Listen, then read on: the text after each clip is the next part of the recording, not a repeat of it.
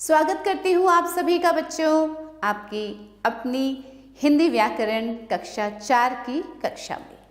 तो आइए शुरू करते हैं वाणी श्रृंखला की पाठ्यपुस्तक मेरी हिंदी व्याकरण। आज हम करेंगे इसका पाठ 2 और वो है वर्ण विचार। बोलते समय हमारे मुख से अनेक ध्वनियाँ निकलती हैं। अभी हमने पिछले पाठ में भी ये पढ़ा है कि जब हम बोलते हैं कुछ तो अलग अलग विभिन्न प्रकार की ध्वनियाँ निकलती हैं हमारे बोलते समय। ध्वनि से वर्ण, वर्णों से शब्द और शब्द से वाक्य बनते हैं। ध्वनि से क्या बनता है? वर्ण, और वर्णों को मिलाकर शब्द बनता है, शब्दों के मेल से वाक्य बनता है। इस प्रकार भाषा की मूल इकाई वर्ण है। मूल इकाई कौन सी है? वर्ण है। उदाहरण के लिए वाक्य देखिए, क्या हाल है? इस वाक्य में 3 शब्द हैं, क्या, हाल, है। ये 3 शब्द है ना। अब क्या को देखिए, इसको थोड़ा सा हम इसका विच्छेद करते हैं। क जमा य जमा आ। अब क देखिए आधा क है तो क में अ नहीं लगा, क जमा य जमा आ।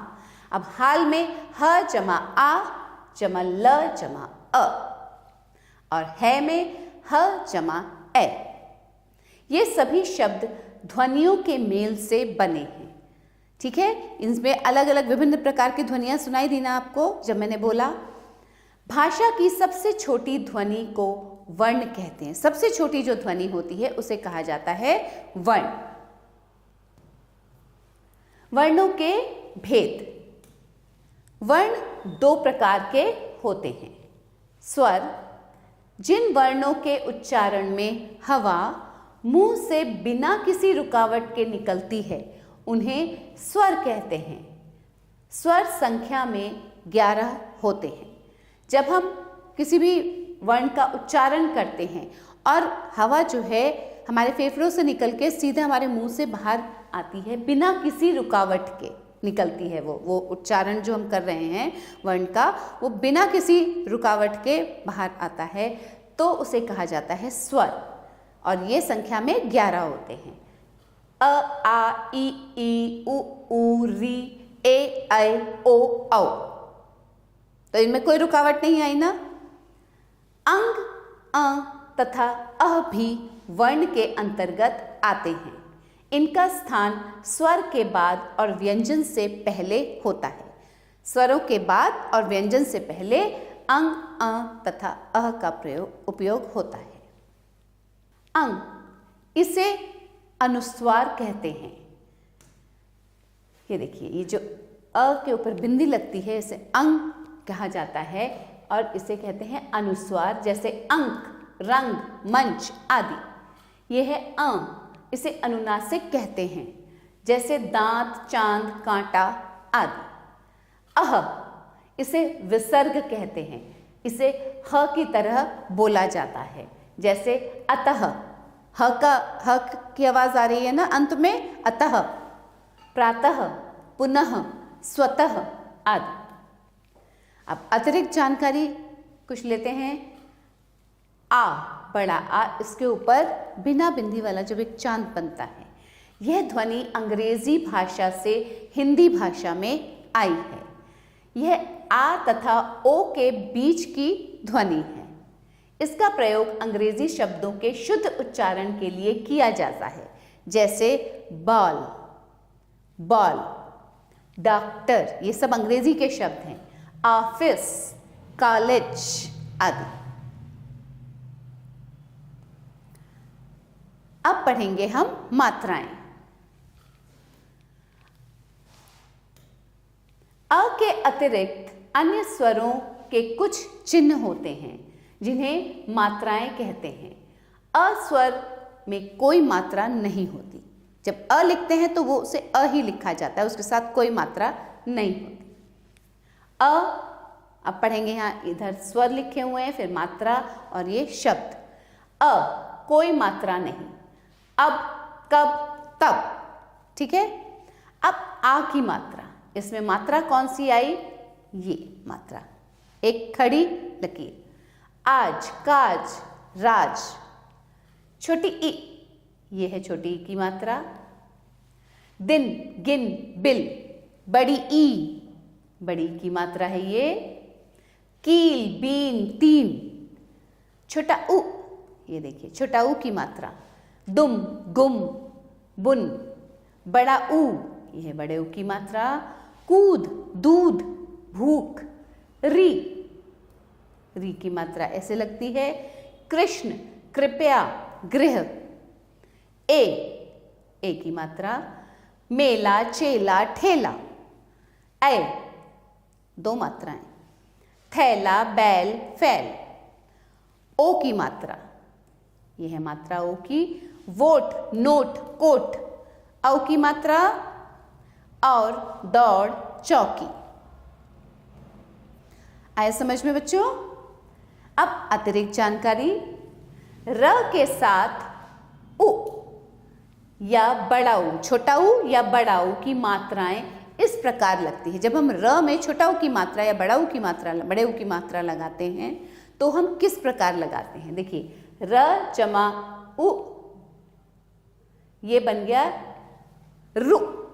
अब देखिए मात्रा ये छोटे ऊ की नीचे नहीं लगी है, ये र के बाजू में ही वहीं पे लगाई गई है। रुपया, रुक, रुंझुन।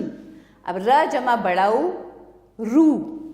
रूखा, रूप, अमरूद। देखिए ये भी र के पास ही लगी है मात्रा। अब पढ़ेंगे व्यंजन।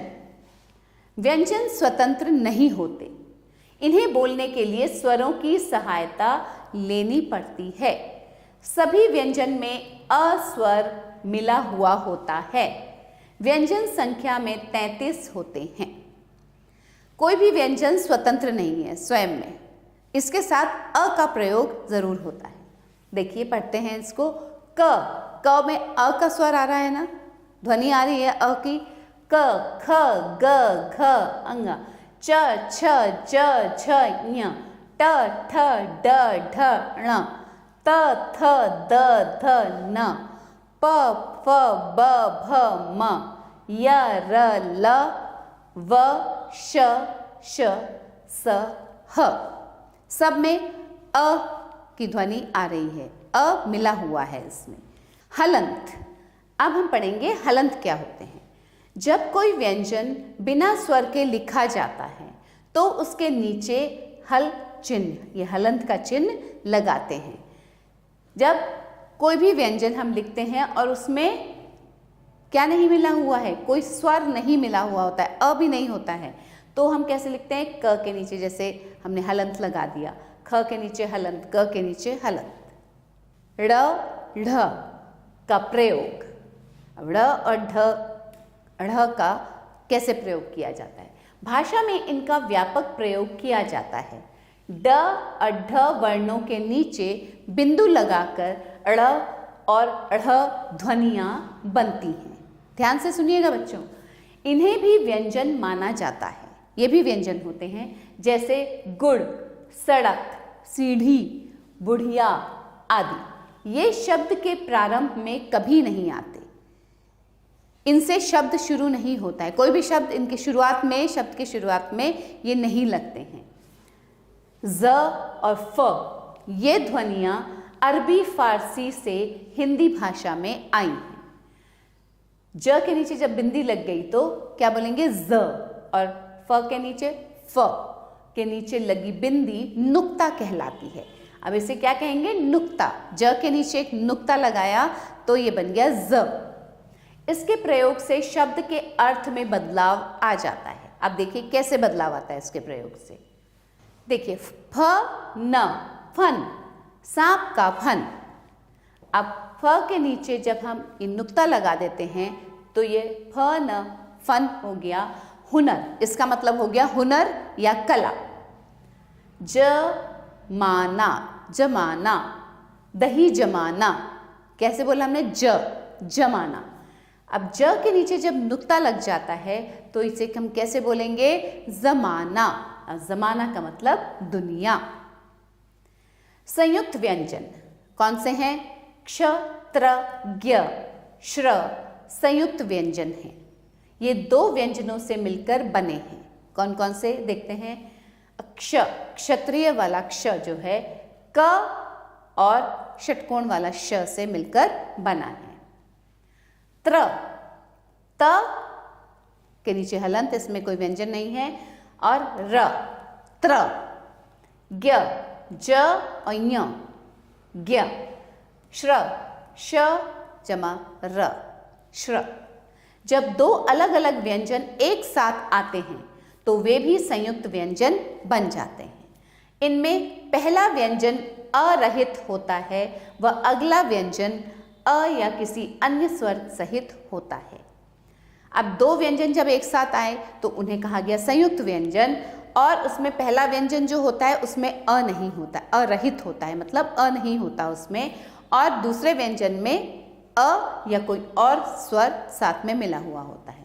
अब देखिए, क के नीचे हलंत, मतलब इसमें कोई व्यंजन नहीं है, इसमें अ नहीं है, ये अरहित है, जमा य, तो क्या बन गया? क्या। त जमा य, त्या, हलंत का मतलब अध। स जमा व, स्व। अब इनसे शब्द क्या बने? क्यारी, वाक्य, त्याग, प्रत्यय, स्वच्छ, स्वाद। अब स जमा त, स्त, अस्त, पस्त। द जमा य, ध्य, विद्या, वैद्य। ध जमा य, ध्य, ध्यान, ध्येय। द्वित व्यंजन क्या होते हैं? ये द्वित व्यंजन बच्चों, जब एक ही व्यंजन का 2 बार संयोग होता है, एक ही व्यंजन 2 बार प्रयोग किया जाता है, तथा पहली बार वह व्यंजन बिना अ के तथा दूसरी बार अ या अन्य स्वर सहित होता है, तब द्वित व्यंजन का निर्माण होता है। कैसे? क, इसमें अ नहीं है, जब हलंत लग जाता है तो इसका मतलब ये स्वर रहित है, तो ये अरहित है। पहली बार में तो अरहित है, दूसरी बार में क बिना हलंत का, तो ये क्या बन गया? अध क पूरा क वाली ध्वनि आई इसमें, पक्का। ठीक है। च हलंत बिना स्वर, किसी स्वर के है ये, और दूसरा च बिना हलंत के है, तो च, कच्चा। म जमा म, हलंत वाला म जमा म, अम्मा। न हलंत वाला जमा बिना हलंत वाला न, अन्न। ब हलंत वाला जमा बिना हलंत वाला ब, गुब्बारे। द हलंत वाला जमा द बिना हलंत वाला द, गद्दा। ठीक है बच्चों।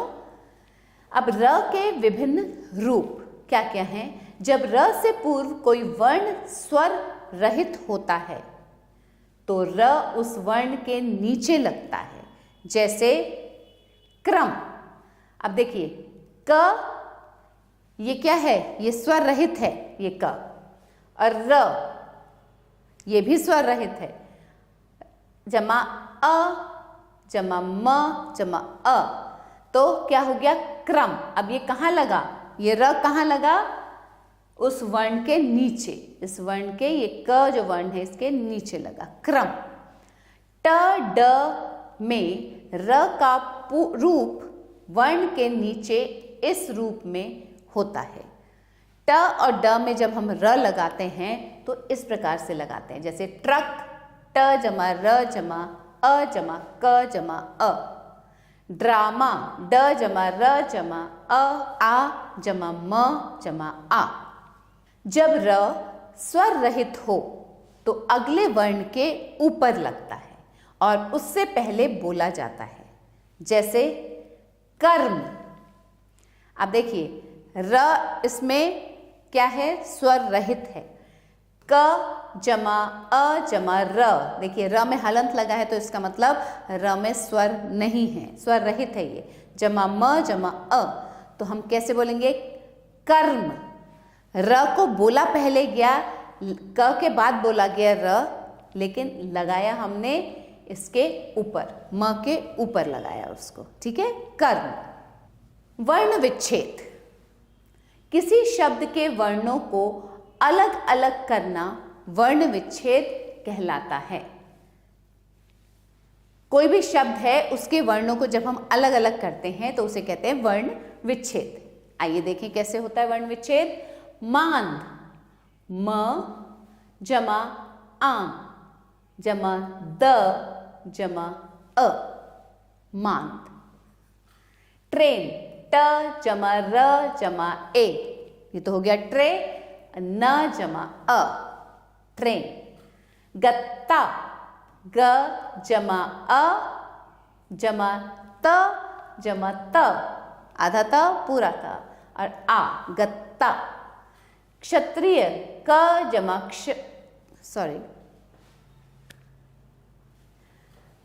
क्षत्रिय, क जमा श जमा त जमा र जमा छोटी ई जमा य जमा अ, क्षत्रिय। तो चलिए बच्चों, अब करते हैं कुछ अभ्यास। सही कथन पर सही तथा गलत पर गलत लगाइए। हिंदी भाषा में 11 व्यंजन होते हैं। नहीं, ये गलत है। 33 व्यंजन होते हैं।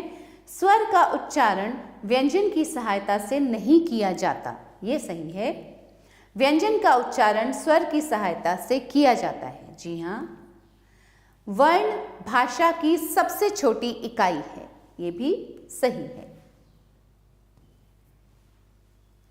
अब बच्चों, निम्नलिखित शब्दों के वर्णों को अलग अलग करके लिखिए। हमें इस शब्द के वर्ण विच्छेद करने हैं।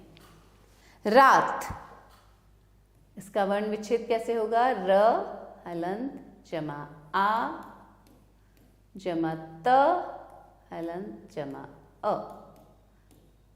ये हो गया रात। भाषा, भ जमा आ जमा श जमा आ, भाषा। कलश, क जमा अ जमा ल जमा अ जमा श जमा अ, कलश। पेड़, प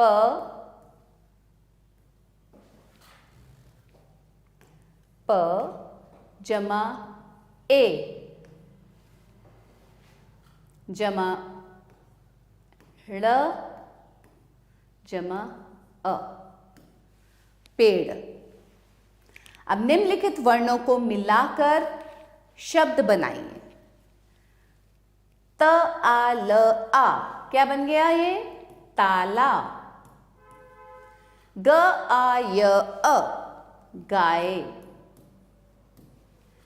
म उ ल ई, मूली। स उ र य अ, सूर्य। अब देखिए, सूर्य। निम्नलिखित शब्दों को सही स्थान पर लिखिए। यहाँ कुछ शब्द दिए गए हैं और यहाँ उनकी मात्राएं हैं, तो सही स्थान पर इन शब्दों को लिखते हैं। पहले शब्द पढ़ेंगे। रत्न, ड्राइवर, सूर्य, ग्रह, ड्रम, हर्ष, रचना, क्रिकेट, वर्षा, ट्रैक्टर, रघु, ग्राहक। आइए लिखते हैं इन्हें सही जगह पर। रत्न, रत्न, रत्न, ठीक है। ड्राइवर, अब देखिए ये है निशान, ड्राइवर। ड के नीचे र कैसे लगता है? ऐसे, ड्राइवर, ये हो गया। सूर्य, य के ऊपर र, सूर्य। ग्रह, ग्रह, ये देखिए ये वाला निशान। Drum, drum. हर्ष, यहां आएगा ये हर्ष। रचना, र के नीचे रचना। Cricket, cricket. वर्षा, वर्षा। ट्रैक्टर,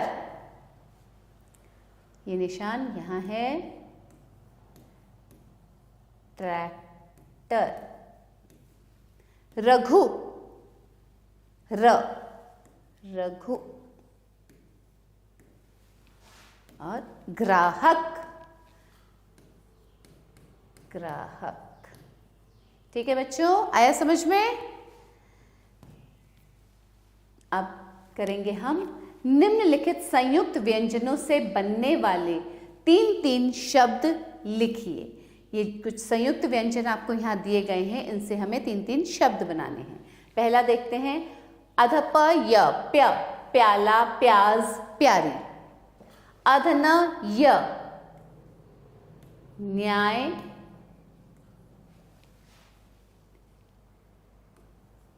न्योता। ठीक है, और एक और, अब देखिए इसे हम बाद में भी कर सकते हैं, अन्याय, न्याय, अन्याय। अधव य, द्रव्य,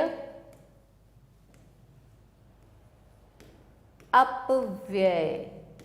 देखिए बीच में आए ये, और शुरू करेंगे इससे, व्यापक।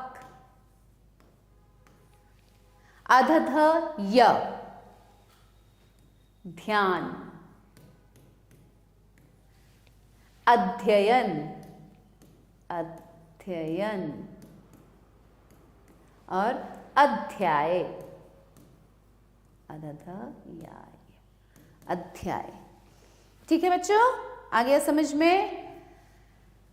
तो यहीं अंत करते हैं इस पाठ को, फिर मिलेंगे एक नए पाठ के साथ। तब तक के लिए पढ़ते रहिए, खुश रहिए। आभार।